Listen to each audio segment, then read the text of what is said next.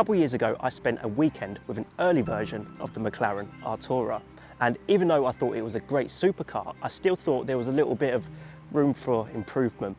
Since then, McLaren has been doing some tinkering and making some improvements to the car, and they've also released this, a Spider model. On paper, to me at least, this looks like it could just be the best car McLaren makes. So let's get out on the road and let's see what it's like.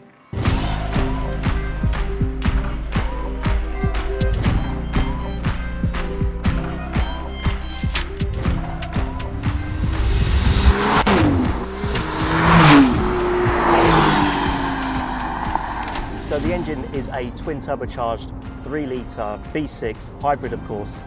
Combined outputs are now 691 brake horsepower. McLaren decided that the Artura wasn't fast enough, so they gave it an extra 20 PS. So we now have around 700 PS, 691 brakes, 531 foot-pounds of torque. And they've given it a little bit more top end as well, so it hunts down the 8,500 RPM rev limiter with a bit more ferocity. And they've also made it sound better as well. And this thing is now, well, I mean, it always was fast, and it still is very fast. 0 to 62 miles an hour in 3 seconds, 0 to 124 miles an hour in 8.4 seconds, top speed of 205 miles an hour. This is all supercar every day of the week. This thing is absolutely rapid. In fact, let's give it a go, shall we?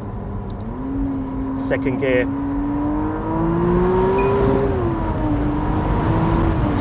Christ.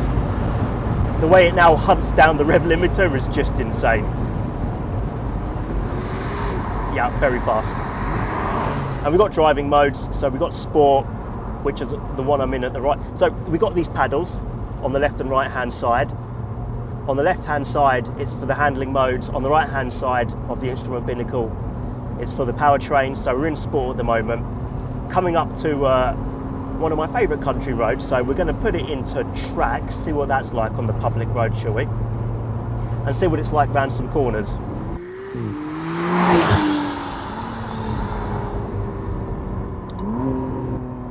Oh, I hope you can hear that. It sounds really great, that V6. Right, let's see what she's like on a twisty bit of road. I mean, I barely have to use any of the throttle pedal, and this thing just shoots forward. Coming up to a braking zone, brake pedal feels fantastic, can modulate it really well, turn it into a corner. Steering is just amazing, as always in a McLaren. It works on telepathy. You just think about where you want the front end to go, you turn the wheel and it goes. Especially when you're coming into a corner and you just peel it off the brake and turn the wheel, it just darts into corners. Loads of grip as well. And then the suspension's lovely and supple as well.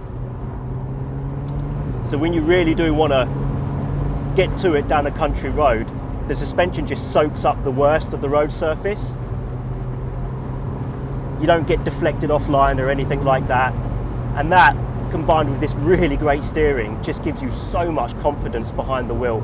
Amazing traction as well. I have no idea how McLaren gets so much performance through the rear wheels, but somehow they manage it. What a thing. And they've really sharpened up this gearbox as well, so the shift speeds are now 25% faster than before, and I'm really noticing the difference compared to when I drove that coupe Artura a couple of years ago. Much quicker.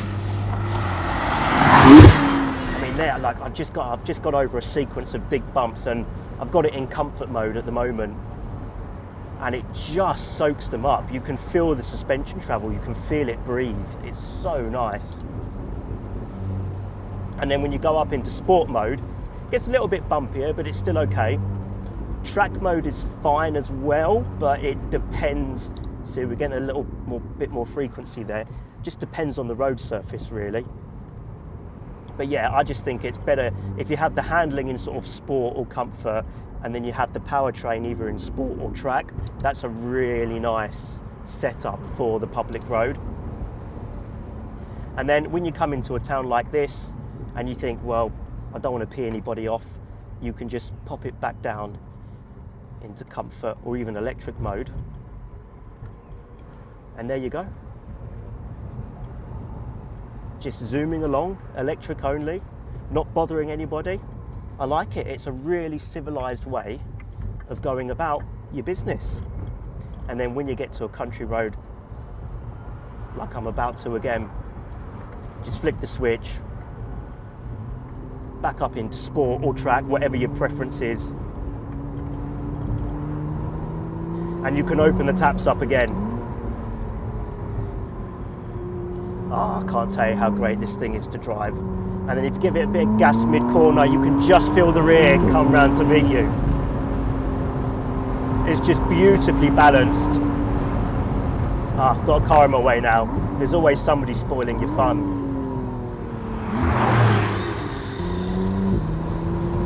I just can't get enough of driving this thing on country roads. All I've driven on basically the last few days is country roads. And what a shame, here's another twisty one. Brake pedal's excellent, can really modulate it. I really like that McLaren don't have regen on the brakes, it's just a lift and coast system. So it keeps the purity of the brake pedal. And you can just really power out of these corners. Rear wheel drive. McLaren have always used, I mean, just the way McLarens get so much power through the rear wheels, it's just witchcraft. They've always been very good at that. Especially when the road's bumpy as well, somehow they still manage to get the power down while dealing with the bumps. Really impressive how McLaren pull this off. If you're into driving, if you want a proper driver's supercar, then you have to have one of these. Lamborghini and Ferrari, they make a fair hash at it, but they're very different beasts. And I just think if you're into your driving, McLaren, I think, are unmatched when it comes to this kind of thing. But you know what, you don't have to drive around at 10 tenths. Not that you can extract all of the performance from this thing on the public road anyway. It's got too much power, too much grip for that. But right now I'm stuck in some traffic. There's a couple of cars loitering 37 miles an hour on a national speed limit. You know the days, right? It's a Sunday afternoon. Old Doris is out holding everybody up. But you can still enjoy this thing while you're just kind of pootling around.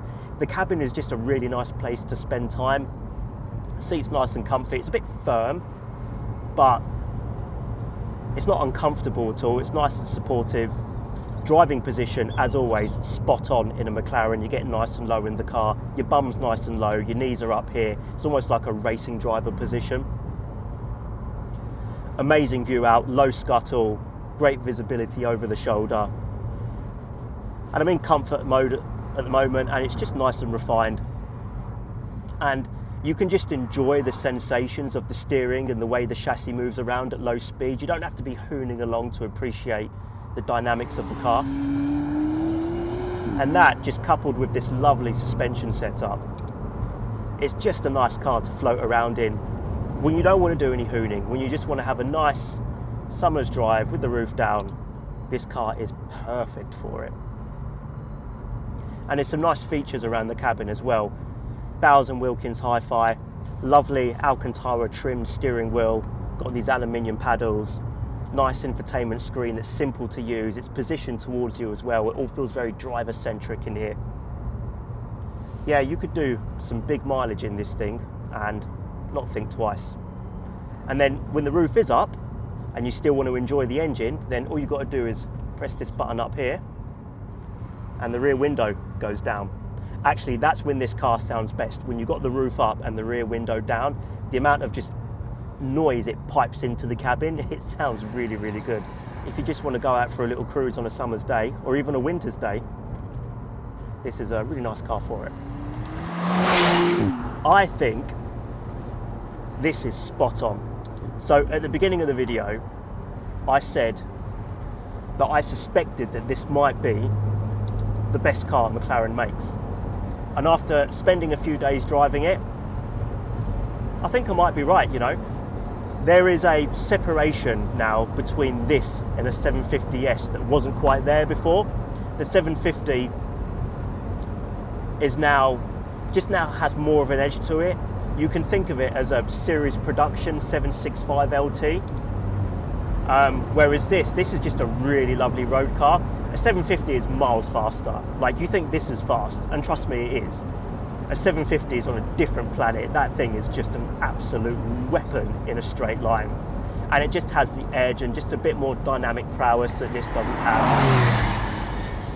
But if you're happy to sort of forego 10% of what a 750 does for something that's just a bit more usable, something that you could actually drive every single day with zero complaints, then this really is all the supercar you ever need.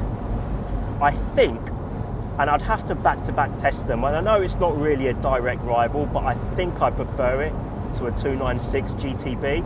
Might not be quite as fast as that car, but just dynamically I think it's a better car to drive. It just feels more like a driver-focused machine without giving up any of the usability that you would want from a usable supercar.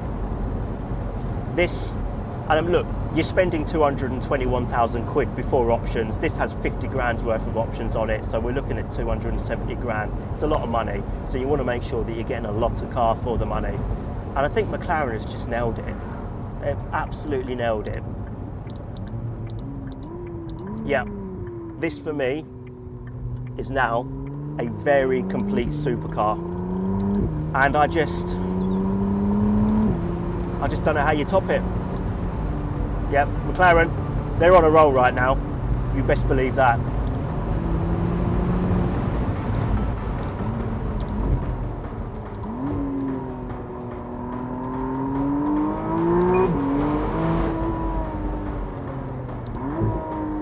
God, that engine now sounds so good.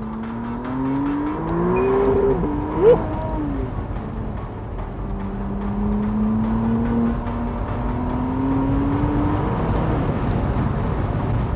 Yeah, if you could afford it, get yourself an Artura and get a Spider as well. You will not be disappointed.